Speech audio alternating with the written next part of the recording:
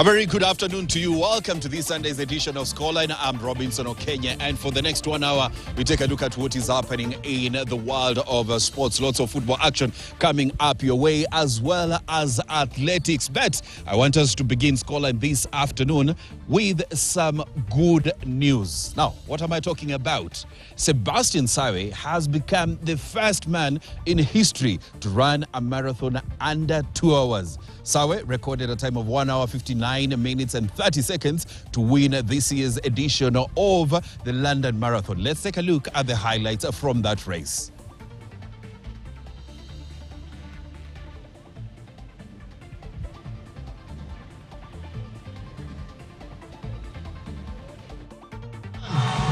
Sebastian Sawe is going to break the 2 hour mark. He's going to win the London Marathon in incredible style. An historic performance, 1:59:30. Absolutely incredible. I've never seen anything like that. What a finish. That you would say is unbelievable, but we've just seen it. And Kajelcha was probably under 2 hours as well. Paul is just confirming to me in second place. There he is.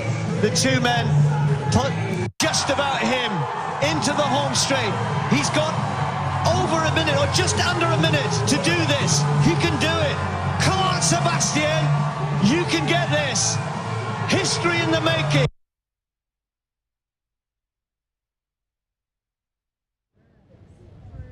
Sebastian Sawe setting a new world record in the men's marathon, clocking 1 hour, 59 minutes and 30 seconds. Of course, the previous record was held by Kitum, who had initially set it at 2 hours and 35 seconds. Yes, we'll later get to listen to what Sebastian Sawe had to say about this incredible achievement. Remember, on the women's side, Kenya's Helen Obiri finished second, while Jocelyn Jepkosgei finished third in a race that was won by Ethiopia's Tigist Assefa.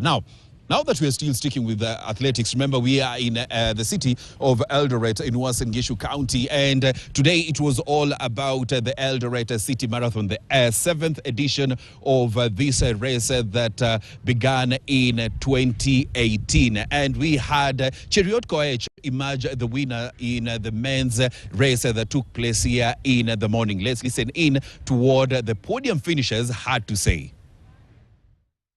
Nashukuru Mungu ameniwezesha, nimekuwa mshindi last year, nilikuwa number 21. So leo nimesema wacha ningangane ndio nione venye itakuwa. Na mimi nashukuru pia mama yangu jana alinipigia simu kaniambia mtoto yangu ngangana ukuje unile shamba. Na mimi namwambia mama maombi yako imetimika. Yeah. Ukiingia humu ndani ulitarajia kwamba utakuwa bingwa? Mimi sikuwa natarajia, cause last time nilikuwa number 21 na 217. Leo nilikuwa nimesema wacha ningangane nione kama nitaimprove at least. Niingie top 20. Sikuwa najua kama nitachukua. Yeah, bana nashukuru Mungu kabisa ameniwezesha. Yeah. Baada ya kilomita ngapi ndio ulijua sasa bwana hii nimeenda nayo? 38. Nilifika 38. Nikaona jamaa mwenye alikuwa mbele nikaona ni kama amechoka. So nikasema wacha so kustua akapaki nikasema wacha Mungu anisaidie. Yeah. Pengo kati yako na nafasi ya pili limekuwa kubwa sana. Ulitumia mbinu ipi kuhakikisha kwamba unafungua hilo pengo kabisa? So unaona kwa mbio ukiwa umepungua inafika mahali pace inatoshana ya pili na ya kwanza. So nilikuwa na maintain tu hiyo pace asinishike. Yeah. Hii kasi ndio umekuwa ukifanyia mazoezi hasa pale unapopigia mazoezi? Yeah, nimekuwa hii ni marathon yangu ya 5 sasa. Yeah. Tuzungumzie yajayo bwana. Sasa umetoa ubingwa na unajua hizi mbio zinajulikana kutoa si mabingwa wa Kenya peke yake, kimataifa. Tukutarajie wapi? Sasa kasi yangu mimi ni kukimbia, mambo ya manager ni yeye ndio anajua penye itafuata. So kutoka hapa manager ndiye ataniambia ni lipi kitatokea. Bio ya leo haikuambia despite the challenges vile tulianza barabara haikuwa mzuri vile from the starting mpaka around 10 kilometers kulikuwa na maji, kulikuwa na maponde ambapo hatukuweza kupata mahali pa kukanyaga mzuri ndio uiendelee na mbio. So hapo kulikuwa na changamoto kidogo. Pia altitude ya leo haikuwa mbaya, ilikuwa sawa. Ulitarajia hizi changamoto? Sikuwa natarajia, lakini mi nilikuja nikiwa around 20 kilometers. Nilikuwa around position 30 huko. So nilikuja mpaka nikaona siwezi nikaingia podium. But nilikuja na nikajipea moyo na nikakuja hivyo hivyo, and I thank God because he gave me energy up to where am I now. Mara yako ya kwanza unashiriki mbio hizo za kilomita 42 na kwa ujumla mbio za Eldoret City Marathon? Nilikuwa last year, niliparticipate last year Eldoret City Marathon and I was position 10. Yeah. Nafasi ya 10 hadi nafasi ya pili bwana. Hii inapendeza zaidi. Unahisi vipi? Nilifurahia sababu mi vile nilikuwa najiandaa kwa hii race, nilikuwa nimesema nikikuja huku nataka nisongeshe position yangu from position 10 up to podium, whereby nilikuja na ndoto yangu niliweza kuitimiza. Tukimalizia lile pengo kati yako na nafasi ya kwanza, naona ulijikaza zaidi, ukatimka zaidi, lakini hukuweza kumfikia. Si kuweza kumfikia sababu niliona hiyo cab yenye alikuwa ameenda ilikuwa mbali, so nikaona waje nifuguze tu time, sikuwa namfuguza mwenzangu. Yes, those are the winners in the men's race that took place here in the morning in the 7th edition of the Eldoret City Marathon. Now, on the women's side, Uganda's Doreen Chesang emerged the winner, followed by Margaret Wangare and Jacqueline Cherono. So let's right about now listen in to what they had to say after emerging victorious. Kwanza sijai kimbia marathon. Last year nilikuwa na shida ya injury. Ilikuwa nikimbia last year lakini nilishikwa na injury. The whole of last year sikufanya kitu chochote. Alafu January nikaanza mazoezi polepole, loading polepole. Nikasema nikuja nijaribu Eldoret City. Lakini nashukuru Mungu ameniwezesha nikapata nambari la 3. Mwenzako amezungumzia vijilima na kushuka kupanda, vilimlemea zaidi akatosheka na nafasi ya pili. Wewe kivyako nini ilikuwa changamoto na umeridhika na nafasi hii ya 3? Ndio, nimeridhika kwa nafasi ya 3 kwa sababu sikuwa natarajia, ni mara ya kwanza na nilikuwa naovia juu ni kitu sijaifanya, nikasema wacha nijaribu. Nilikuwa na imani, nikasema wacha nijaribu kwa sababu mazoezi nimefanya, sikuwa na wasiwasi sana vile. Kulikuwa na mamilima yenyewe lakini nilikuwa naona mwili inasonga, nikasema nijaribu tu nisonge kama nafunga hao wenye wako mbele. Ikiwa imesalia kilomita 10 kumaliza, bado mlikuwa katika kundi la watano, pengine nini kilikuwa kinaenda kichwani wakati mpo pamoja na mbio karibu zinaisha? Sikuwa pamoja na wao kwa maana nilitoka nyuma, niliachwa 15 kilometers. Nilikuwa nambari la 7 mpaka hapa 40 kilometers. Nikaona wenye wako mbele hawako wanasonga tena, nikajaribu kuwafunga. Nikashukia niko nambari la 3 lakini nashukuru. Tukuone wapi katika mbio zijazo? Bado naenda sasa kupanga na coach. Unapigia wapi mazoezi? Napigia Iten. Nani kule Iten anakupa motisha? Manake Iten kuna wanariadha nguli zaidi kule. Bridget Koske. Asante sana na kongole zaidi kwa kumaliza nafasi ya 3. Asante. Huyo ni mshindi wa medali hasa ya shaba. Nizungumze na nafasi ya 4 kwa haraka upesi. Kwa majina, kisha mbio zimekuaje leo? Mbona hujamaliza katika mabano ya 4 bora? Nini ambacho unahisi kwamba kimekuzuia? Nilikuwa na wao, tulikakuja, tulipofika 39k nikaanza kuchoka. Nikakuja nyuma peke yangu top 3, kufika 41k mguu ilijaa. Nikasema acha tu nikuje. Ukawaachilia? Kawaachilia. Sema pumzi ziliisha ama nini kiliendelea? Pumzi ziliisha. Na ulitarajia kwamba ukimaliza nafasi ya 4 ama ulikuwa na matarajio ya juu? Sikuwa natarajia, ni Mungu tu. Mara yako ya kwanza unashiriki? Hapana, nilishiriki standard last year nikakuwa position 4. Tena leo position 4. Asante sana, na tukutarajie wapi, mbio zipi humu nchini na kimataifa? Maybe nitaenda kupanga na coach. Yes, those are some of the participants in the women's race. But remember, Cheriot Koech won the men's race and Doreen Chesang from Uganda won the women's race. So those are the winners of the 7th edition of the Eldoret City Marathon that came to a conclusion here in Eldoret, Uasin Gishu County today in the morning. So we are still sticking with Eldoret, the Eldoret City Marathon. And was it a success?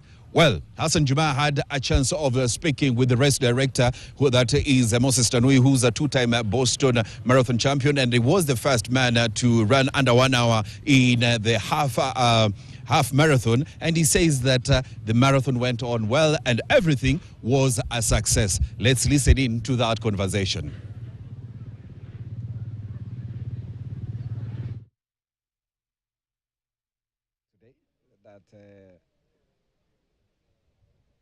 The success of this marathon was overwhelming because of I didn't know that it will happen, but through God's trust and God blessings, the race has happened.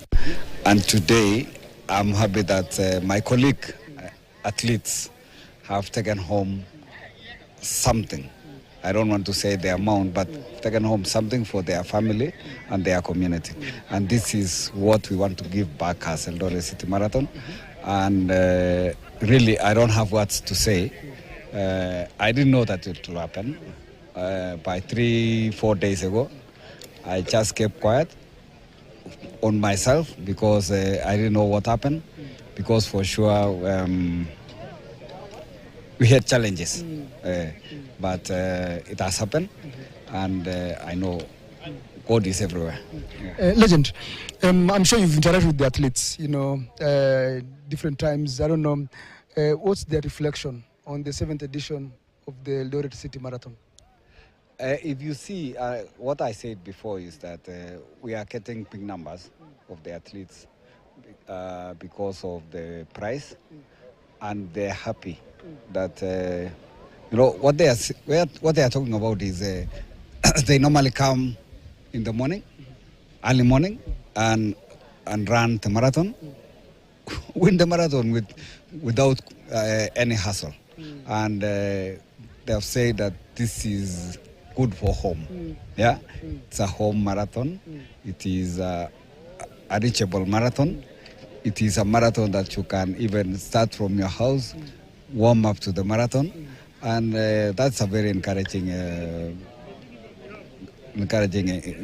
messages to me. And also, they are saying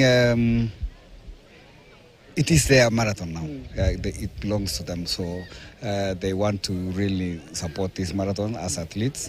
And if you could see, even today, we had the oldest, the senior most athletes or our colleagues, our fathers, that they came in big number to come and celebrate with us and give blessings to the young athletes, and that is what they appreciate so much, because some of them they only hear names, but they have seen the person with the name now. Legend. So interestingly, this year, the 42-kilometer race, women's race, was won by our neighbor, a Ugandan. I mean, I thought you guys would, at least from around here, because I mean, the Eldoret City Marathon attracts athletes from different countries, over 40 countries. It was won by a Ugandan. Yeah, I'm happy because, what we have done with Gabriel Selassie, my friend, is that we want to run regionally, this region, the eastern region, like Uganda, Tanzania, Rwanda, Burundi, Ethiopia, and Tanzania. So this is really impressing because of, our neighbor, somebody whom I've been thinking that not only Kenyans, and it's also our sister. It is also our neighbor, and I'm happy because it gives now Kenya to wake up and say Eldoret is becoming something different. It is no longer a Kenyan affair, and I think that is now what is running in the minds of our athletes, that now Eldoret City Marathon is not our affair, because we have been having athletes from outside the country, but mostly it is they felt that it was very difficult. But the show of today, it encourages also maybe the athletes from Ethiopia that now, if a Ugandan has won, Now you see the competition will be getting tougher. So that is really an encouragement, because Eldoret City Marathon is not only for regional, but it is an international.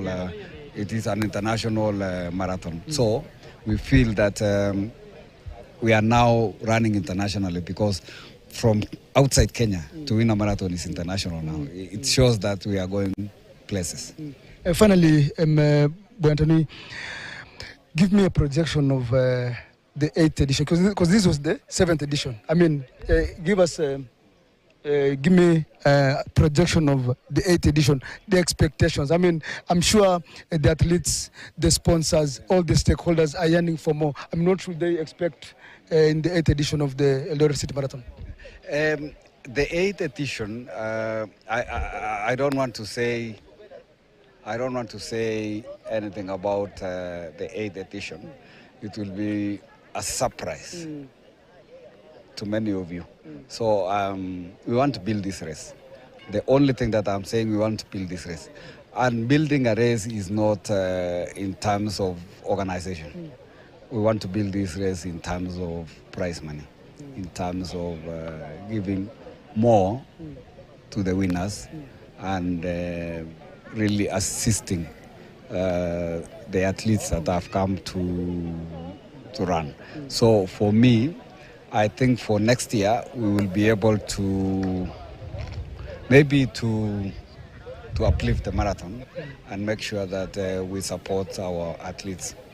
See, like this year, we had a lot of categories. For example, we had wheelchair, we had special team, we had Special Olympic, Paralympic, we had 1 mile for the middle distance runners. So we hope that we will build this race.